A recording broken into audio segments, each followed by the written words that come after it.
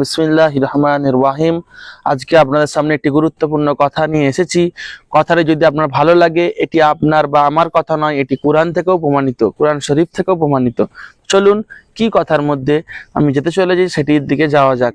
তো আমরা যদি দেখতে পাই যে দুনিয়ার হার কোই মানুষ নিজেকে সত্যবাদী বলে প্রমাণিত করে, কিন্তু যদি কোরআন মোতাবেক এবং রসুল খুদা সাল্লাল্লাহু আলাইহি সাল্লামের যদি হাদিস মোতাবেক দেখা যায় তো সত্যবাদী কারা, সেটি আপনি হাদিস দেখলেই বা পড়লেই বুঝে যাবেন যে সত্যবাদী কারা।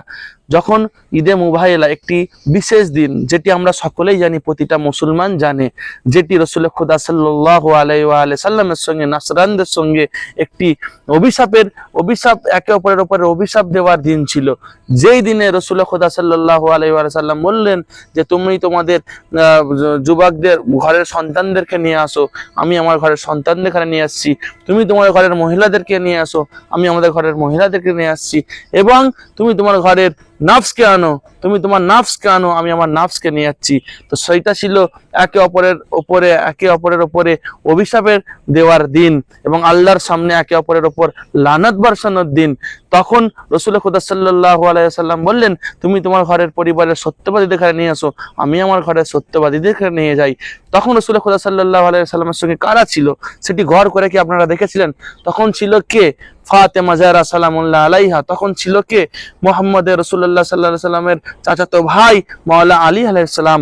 তখন ছিলেন কে ওনার সঙ্গে? ইমাম হাসান আলাইহিস সালাম। তখন ছিলেন কে ওনার সঙ্গে? ইমাম হুসেন আলাইহিস সালাম। তো আল্লাহর নবী দেখিয়ে দিয়ে গেলেন আমাদের সামনে যে এনারা হচ্ছে প্রকৃত সত্যবাদী। তখন তো আরো সাহাবা ছিল, কিন্তু রসুল খুদা সাল্লাল্লাহু আলাইহি সাল্লাম তাদেরকে নিয়ে যাননি।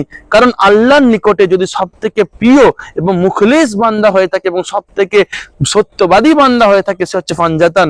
যদি আমরা আজকে দুনিয়ায় দেখি যে দুনিয়ার মানুষ সবাইকে সত্যবাদী বলে প্রমাণিত করছে বা কেউ কাউকে করার চেষ্টা করছে, কিন্তু যদি প্রকৃত সত্যবাদী আল্লাহর কাছে মুখলিস বান্দা হয়ে থাকে সে হচ্ছে ফানজাতান বা আহলে বাইত আলাইহিস সালাম। সুতরাং আমাদের দরকার সেই সত্যবাদীদের সঙ্গে কোরআন বলছে, কি বলছে? যে তোমরা তাকওয়া অর্জন করো এবং সত্যবাদীদের সঙ্গে হয়ে যাও। সেই সত্যবাদী কারা? যদি এই ঈদে মুবাইলার দিনটি দেখা যায় তো আল্লাহর কাছে সব থেকে সত্যবাদী হচ্ছে আহলুল বাইত ও পাঞ্জাতান পাক। সুতরাং আমরা আসুন ওনাদের হাদিস অনুযায়ী চলার চেষ্টা করি এবং এই হাদিসটিকে আপনারা আগে শেয়ার করে দিন যাতে লোক আরো জানতে পারে এবং আপনারা এই স্বভাবও পাবেন নিশ্চয়ই আল্লাহর কাছ থেকে। তো কালকে আবার নতুন একটি হাদিসের সঙ্গে আসবো।